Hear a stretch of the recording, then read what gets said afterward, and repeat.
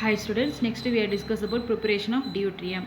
So இப்போ deuterium prepare பண்ண அப்புறம் முன்னாடி பார்த்தது வந்து preparation of hydrogen. இப்போ deuterium பார்க்கலாம்.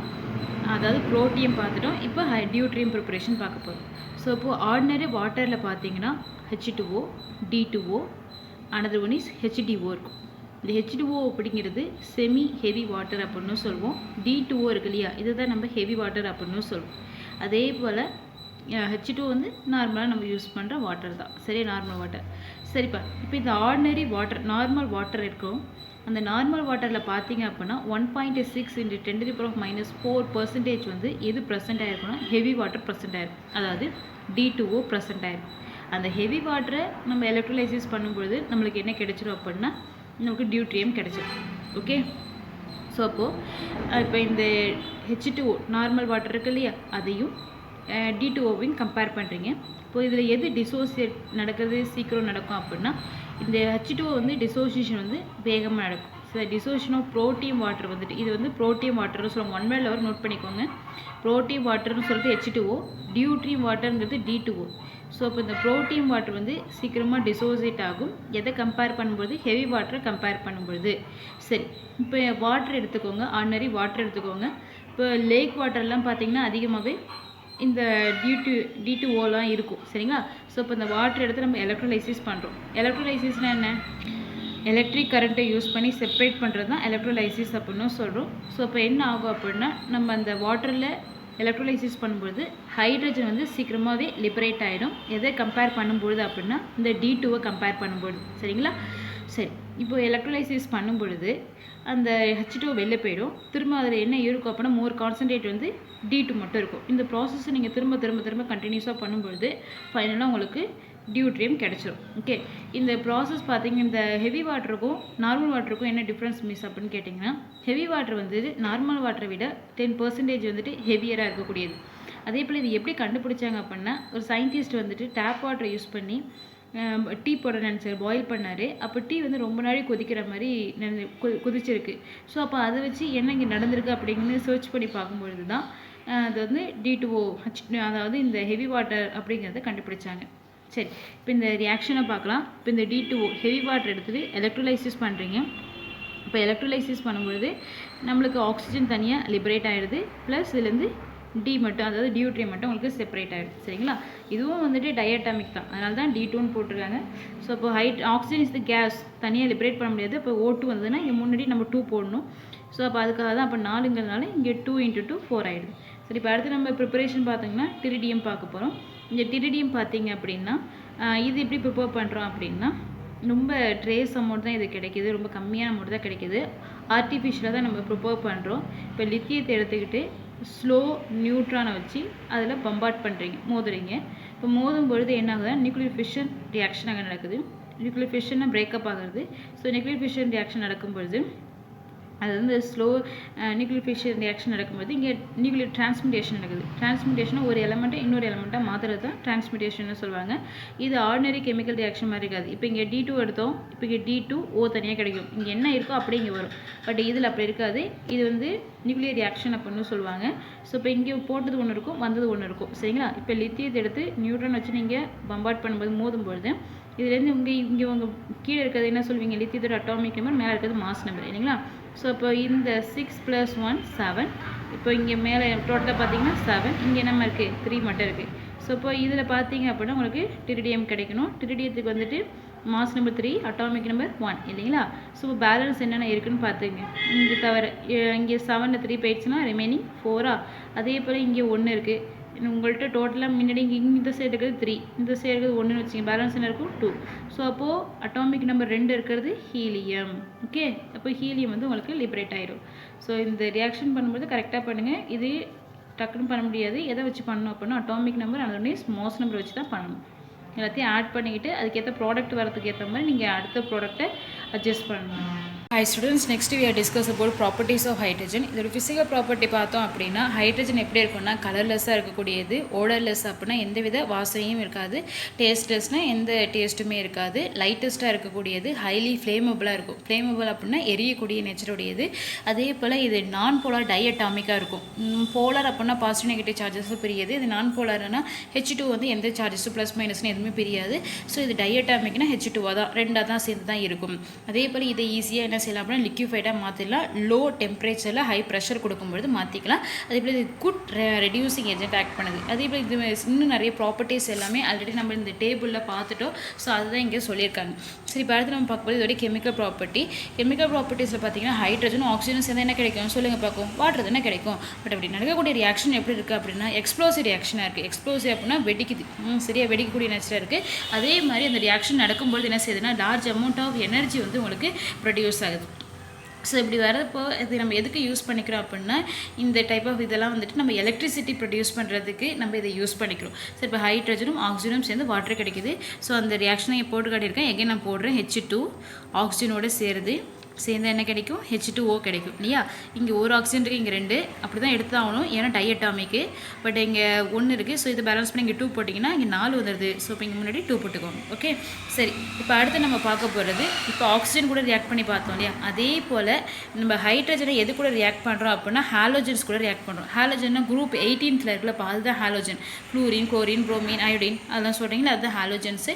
ஸோ இப்போ ஹாலோஜன்ஸ் கூட சேர்ந்து என்ன செய்கிறீங்க, ஹாலைடை உருவாக்க போகிறீங்க. ஸோ இப்போ ஹாலைடை உருவாக்குறீங்க. ஸோ எப்படி நடக்குது இந்த ரியாக்ஷனை பார்ப்போம். இப்போ நம்ம ஹைட்ரஜன் கூட ஃப்ளூரினை ரியாக்ட் பண்ணுறீங்க டார்க்கான கண்டிஷனில், நைட் டயத்தில் அந்த மாதிரி டார்க்கான கண்டிஷன் நடக்குது. அப்போ கூட நடக்கும்பொழுது எப்படி இருக்குன்னா ரொம்ப எக்ஸ்ப்ளோசிவாக இருக்குது, வயலன்ஸாக இருக்குது, வெடிக்குது, ரொம்ப டேஞ்சராக இருக்குது அந்த ரியாக்ஷன். சரியா. ஸோ அதே போல் குளோரின் கூட வந்து ரூம் டெம்பரேச்சர்லேயே ரியாக்ட் பண்ணும். சன்லைட் இருக்கும்பொழுது, ஆர்டினரி லைட் இருக்கும்பொழுது ரியாக்ஷன் பண்ணும். எது, இந்த ஹைட்ரஜன். அதே போல் புரோமின் கூட எப்போ பண்ணலாம் அப்படின்னா இது எல்லாமே உங்களுக்கு 1 by 1 வருமா, நோட் பண்ணிக்கிங்க இந்த பேஜை. ஹைட்ரஜனை புரோமின் கூட ஹீட்டிங் கொடுத்து ரியாக்ட் பண்ணலாம். அயோடின் கூட நீங்கள் ரியாக்ட் பண்ணணும் அப்படின்னா ஃபோட்டோ கெமிக்கல் ரியாக்ஷன் பண்ணணும். ஃபோட்டோ அப்படின்னா என்னது, லைட்டு, சரியா. லைட்லேருந்து எனர்ஜி அப்சர்வ் பண்ணிக்கும். கெமிக்கல் ரியாக்ஷன் இருந்தால் அதுதான் ஃபோட்டோ கெமிக்கல் ரியாக்ஷன் அப்படின்னு சொல்கிறோம். ஸோ அப்போது ஃபோட்டோ கெமிக்கல் ரியாக்ஷன் எதை பண்ணணும் அப்படின்னா ஹைட்ரஜன் அயோடின் சேரணும், ஃபோட்டோ கெமிக்கல் ரியாக்ஷன் பண்ணணும். இதுவே புரோமின் ஹைட்ரஜன் சேரணும் அப்படின்னா ஹீட்டிங் கொடுக்கணும். சப்போஸ் குளோரின்னா ordinary light plus room temperature தான் அந்த டயத்தில் நடக்கும். இதுவே நீங்கள் ஃப்ளூரினை சேர்த்திங்கன்னா டார்க்கான கண்டிஷனில் இருக்கும், அப்போயே உங்களுக்கு எக்ஸ்ப்ளோசிவாக இருக்கும், வயலண்ட்டாக இருக்கும் அந்த ரியாக்ஷன். சரிங்களா. சரி, இப்போ இந்த ரியாக்ஷன் நான் போட்டு காட்டிடுறேன். H2 இப்போ ஹாலோஜன்ஸ் கூட சேர்க்குறேன். Halogen also diatomic molecule. Halogen எப்போவுமே எப்படி தான் எடுத்துக்கணும் அப்படின்னா ஜென்ரலாக வந்து எக்ஸுங்கிற சிம்பிளாக குறிப்பீங்க.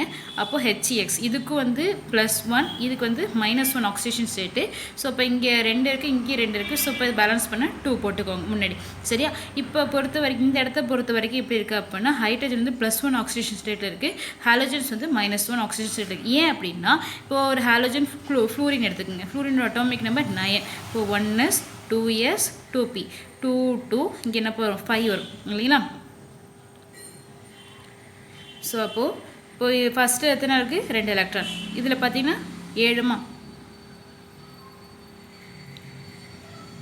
7 வந்துட்டு.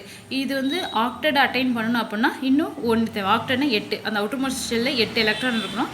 ஸோ அப்போது இந்த ஹாலோஜன், இந்த ஹைட்ரஜன் இருக்குல்ல, ஹாலோஜன் இல்லை ஹைட்ரஜன்ப்பா, இது ஒரு எலக்ட்ரானு தன்கிட்ட 1s தானே இதோட எலக்ட்ரானிக் கான்ஃபிகரேஷன் ஹைட்ரஜனுக்கு. ஸோ அப்போ இது என்ன செய்யணும், தன்கிட்ட இருக்க ஒரு எலக்ட்ரானை இங்கே கொடுக்கும்.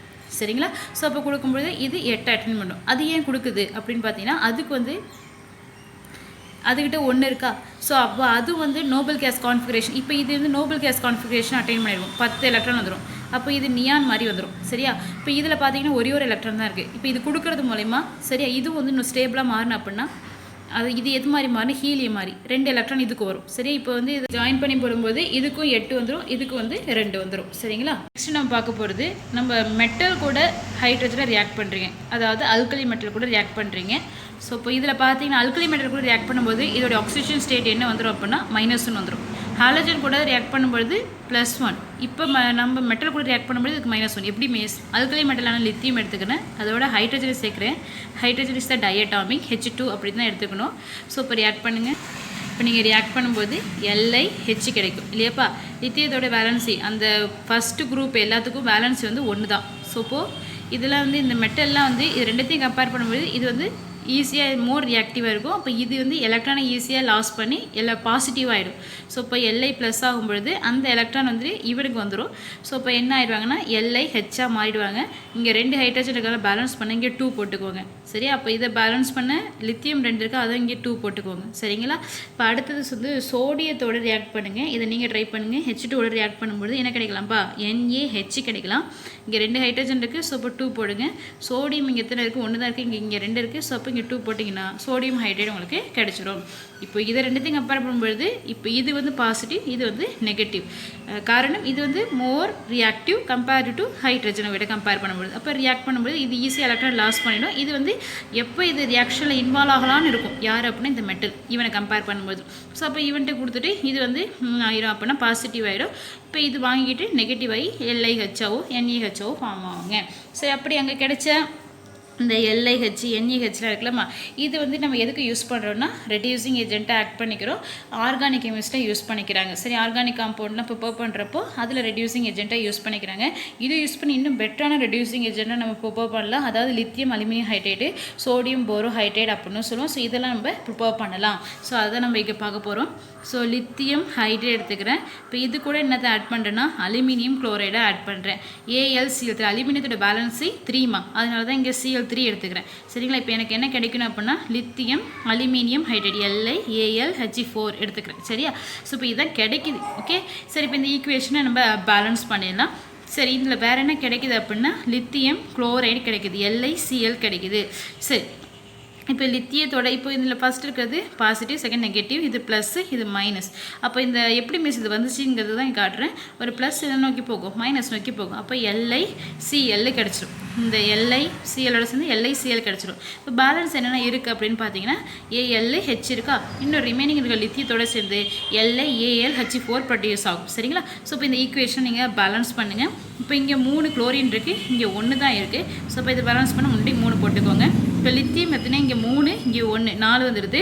ஸோ இதை பேலன்ஸ் பண்ண இங்கே 4 போட்டுக்கலாம். சரிங்களா? இப்போ அடுத்து பார்த்தீங்கன்னா அலுமினியம் இங்கே 1, இங்கேயும் 1, அடுத்து ஹைட்ரஜன் வந்து 4 பேலன்ஸ் ஆகிட்டு.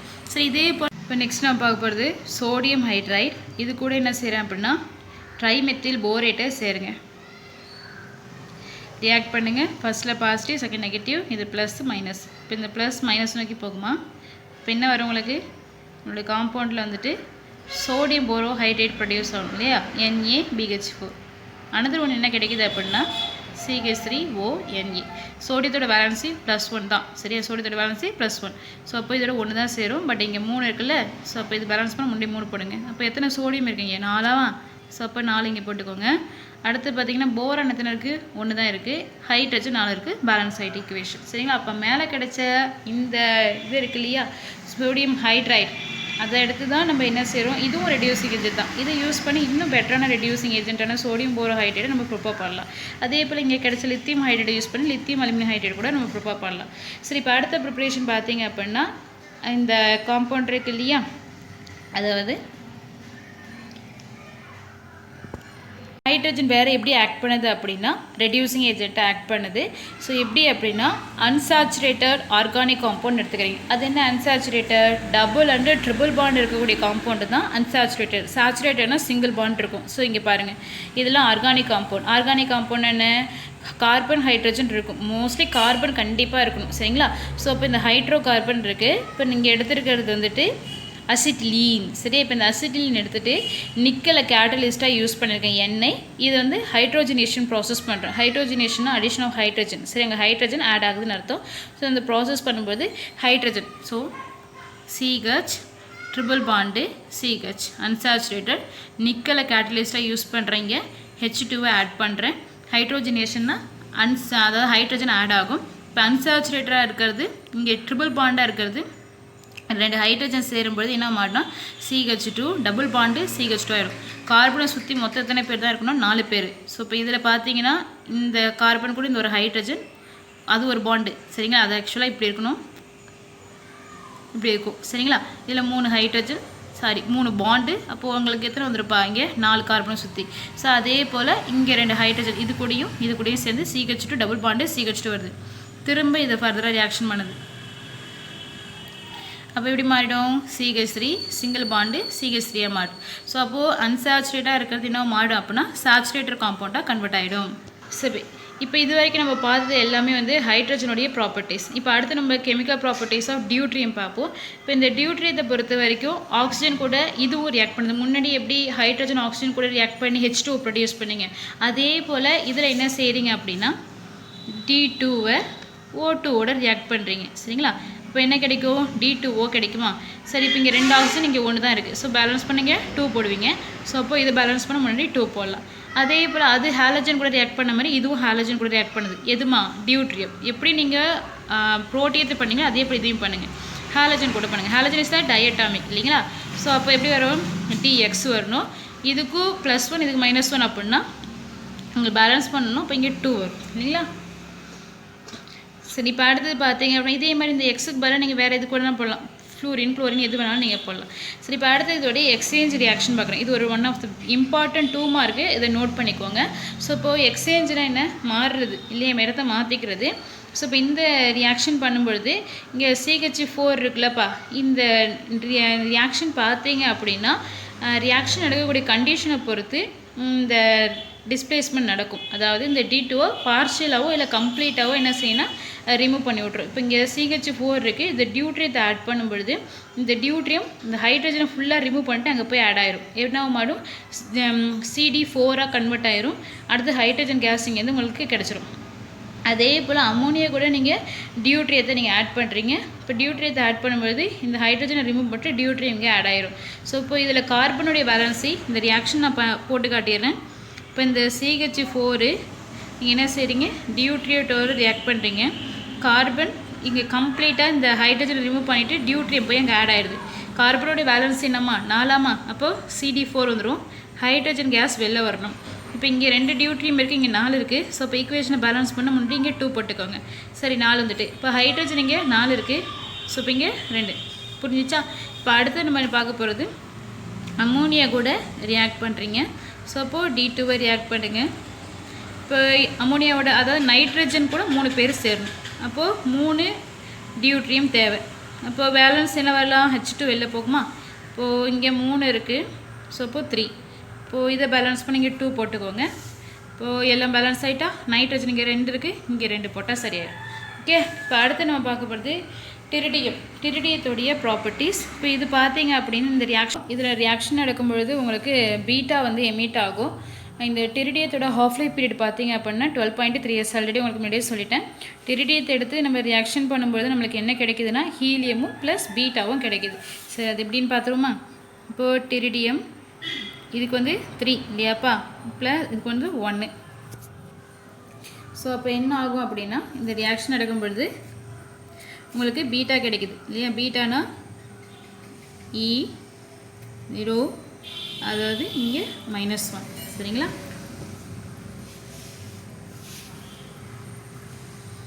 சரி இப்போது பேலன்ஸ் பாருங்கள் இங்கே 3 இருக்குது இங்கே 1 இருக்குது இங்கே 0 தான் இல்லையா அப்போ இங்கே 3 போட்டுக்கோங்க இங்கே 1 இங்கே 1 இல்லைங்க அப்போது இப்போ இங்கே 1 இருக்குது இங்கே -1 இருக்குது இப்போ இங்கே 1 வரணும் அதுக்கு ஏற்ற மாதிரி அப்போ இங்கே 2 போட்டிங்கன்னா 2ல் 1 போயிடுச்சு அப்படின்னா சொல்கிறது புரியுதா இங்கே 2 இருக்குமா அது இந்த 2 போடாதீங்க தெரியாது இங்கே 1 இருக்குது இங்கே -1 இருக்குது அப்போது ஏதோ ஒன்று இங்கே வரணும் அப்போ நம்ம நம்பர் 2 போட்டுக்கிறேன் 2ல் 1 மைனஸ் பண்ணால் இங்கே 1 வருதா ஸோ அப்போது அட்டாமிக் நம்பர் 2 இருக்கிறது என்ன ஹீலியம் புரியுதா Hi students, next we are discuss about uses of hydrogen.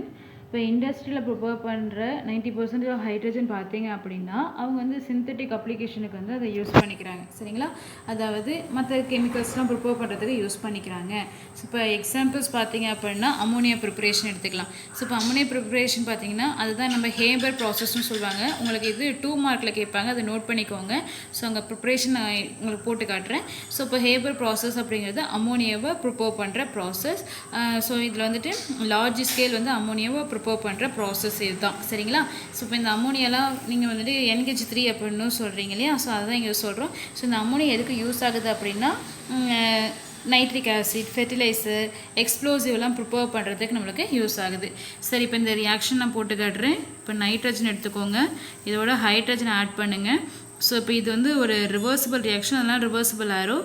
நைட்ரஜனும் ஹைட்ரஜனும் சேர்ந்தால் உங்களுக்கு NH3 கிடைக்கும். நைட்ரஜனுடைய பேலன்ஸ் வந்து 3. சரி, அப்போ இதோட 3 பேர் நம்மளுக்கு கண்டிப்பாக சேரணும். ஸோ இப்போது இது பேலன்ஸ் பண்ணுங்கள். இங்கே 3 போட்டிங்கன்னா 6 ஆயிரும். ஸோ இப்போ இங்கே முன்னாடி 2 போட்டுக்கோங்க. நைட்ரஜன் 2 ஆகிடுது. அதே போல் ஹைட்ரஜன் 6 ஆகிடுது. இந்த ப்ராசஸ் எப்படி நடக்கும் அப்படின்னா 380 டிகிரி செல்சியஸ்லேருந்து 450 டிகிரி செல்சியஸ்க்குள்ளே ஹீட்டிங் கொடுக்கணும். அதே போல் 200 அட்மாஸ்பியரிக் ப்ரெஷரில் அயனை வந்து இங்கே கேட்டலிஸ்ட்டாக யூஸ் பண்ணுவீங்க. இன் ப்ரெசன்ஸ் ஆஃப் என்னவும் செய்வாங்கன்னா மாலிப்டினத்தையும் யூஸ் பண்ணுவாங்க. சரிங்களா, மாலிப்டினம் வந்து இது ப்ரமோட்டர்ஸாக யூஸ் ஆகுது, அயன் வந்து கேட்டலிஸ்ட்டாக யூஸ் ஆகுது. நெக்ஸ்ட் நம்ம பார்க்க போகிறது செகண்ட் யூசஸ். இப்போ இந்த செகண்ட் யூசஸில் பார்த்தீங்க அப்படின்னாப்பா இண்டஸ்ட்ரியல் சால்வெண்ட்டான மெத்தனால்லாம் ப்ரிப்பேர் பண்ணுறதுக்கு இது யூஸ் ஆகுது. இப்போது கார்பன் மொனாக்சைடு எடுத்து ஹைட்ரஜன் கூட பாஸ் பண்ணுறீங்க, காப்பரை கேட்டலிஸ்ட்டாக யூஸ் பண்ணுறீங்க. ஸோ அப்போ அந்த ஹைட்ரஜன் கார்பன் கூட சேர்ந்து CH3 மாறுது. இல்லை ஒரு ஹைட்ரஜன் ஆக்சிஜன் கூட சேர்ந்து OH சேர்ந்து உங்களுக்கு மெத்தனால் ப்ரிப்பேர் ஆகுது. சரி, இப்போ அடுத்து பார்த்தீங்கன்னா அன்சாச்சுரேட்டட் ஃபேட்டி ஆயில் அந்த பிளான்ட்லேருந்து கிடைக்குது இல்லைம்மா. ஸோ அந்த அன்சாச்சுரேட்டட் ஃபேட்டி ஆயில் எடுத்துக்கிறோம். ஸோ அன்சாச்சுரேட்டட் ஆல்ரெடி உங்களுக்கு சொல்லிட்டேன், டபுள் அண்ட் ட்ரிபிள் பாண்ட் இருக்கிறது அன்சாச்சுரேட்டட். இந்த அன்சாச்சுரேட்டட் ஃபேட்டி ஆயில் வந்து சாச்சுரேட்டடாக கன்வெர்ட் பண்ணுறாங்க, அதாவது வனஸ்பதியாக மாற்றுறது. மெர்கரைன் அப்படிங்கிறது வெண்ணெய். சரிங்களா, ஸோ அந்த மாதிரி கன்வெர்ட் பண்ணுறது. நீங்கள் வனஸ்பதி ஆயிலெலாம் வீட்டிலேயே கேள்விப்பட்டிருப்பீங்க இல்லையா, அந்த கேஸ் எல்லாம் செய்யும்போது ஆட் பண்ணாங்க. ஸோ அந்த மாதிரி ப்ரிப்பேர் பண்ணுறதுக்கு இது யூஸ் ஆகுது. ஓகே, ஸோ இப்போ இங்கே ஹைட்ரோஜனேஷன் ப்ராசஸ் நடக்குது. ஸோ இப்போ இந்த CH2 டபுள் பாண்ட் CH2 இதில் என்ன செய்யணும்னா ஹைட்ரஜன் ஆட் பண்ணுறேன். 2 ஹைட்ரஜன் இருக்குது, இங்கே ஒரு ஹைட்ரஜனும் இங்கே ஒரு ஹைட்ரஜனும் சேர்ந்து என்ன மாடு அப்படின்னா இங்கே டபுள் பாண்டாக இருக்கிறது இங்கே சிங்கிள் பாண்டாக கன்வெர்ட் ஆகும், அதாவது அன்சாச்சுரேட்டாக இருக்கிறது சாச்சுரேட்டாக கன்வெர்ட் ஆயிரும். இந்த ப்ராசஸ் நடக்கும்போது இன் ப்ரெசன்ஸ் ஆஃப் என்னத்தை ஆட் பண்ணுவோம் அப்படின்னா பிளாட்டினத்தை கேட்டலிஸ்ட்டாக யூஸ் பண்ணி இந்த ப்ராசஸ் பண்ணுவாங்க. சரி, இப்போ அடுத்து பார்த்தீங்கன்னா மெட்டலர்ஜியில் பார்த்தீங்கன்னா மெட்டல் ஆக்சைடெலாம் இருந்துச்சுன்னா அதை மெட்டலாக கன்வெர்ட் பண்ணுறதுக்கு ஹை டெம்பரேச்சர் கொடுத்து மெட்டலாக கன்வெர்ட் பண்ணுறதுக்கும் ஹைட்ரஜன் நம்மளுக்கு யூஸ் ஆகுது. ஸோ இப்போ இங்கே CuO எடுத்திருக்கேன், ஹைட்ரஜன் கூட பாஸ் பண்ணும் பொழுது இதில் இருக்கக்கூடிய ஆக்சிஜன் இந்த ஹைட்ரஜன் கூட சேர்ந்து என்ன போயிடும் அப்படின்னா H2O போயிடும். ஸோ அப்போ உங்களுக்கு மெட்டல் மட்டும் கிடச்சிடும். அதே போல் W அப்படிங்கிறது டங்ஸ்டனை குறிக்கிறது. WO3யோட H2O நம்ம சேர்க்கும் பொழுது என்ன ஆகும் அப்படின்னா இந்த ஆக்சிஜன் வந்து ஹைட்ரஜன் கூட சேர்ந்து H2O போயிடும், டங்ஸ்டன் உங்களுக்கு கிடச்சிடும். ஸோ இப்போ இங்கே metal oxide convert to metal. Metal oxide என்ன மெட்டல் ஆக்சிஜன் கூட சேர்ந்து அதுக்கு பேர் மெட்டல் ஆக்சைடு. அந்த ஆக்சிஜனை ரிமூவ் பண்ணி விட்டுட்டு வெறும் மெட்டலை மட்டும் எடுத்துக்கிறீங்க. இப்போ அதே போல் அடுத்த யூசஸ் பார்த்தீங்க அப்படின்னா அட்டாமிக் ஹைட்ரஜன்னா ஆக்சி ஹைட்ரஜன் டார்ச்சர்ஸ் இருக்குல்ல, எதுக்கு யூஸ் பண்ணுறாங்கன்னா கட்டிங் பண்ணுறதுக்கு வெல்டிங்லலாம் இதை யூஸ் பண்ணிக்கிறாங்க. அதுக்கடுத்து ராக்கெட்டில் வந்து ஹைட்ரஜன் வந்து ஃபியூலாக கூட இப்போ யூஸ் பண்ணிகிட்டு இருக்காங்க.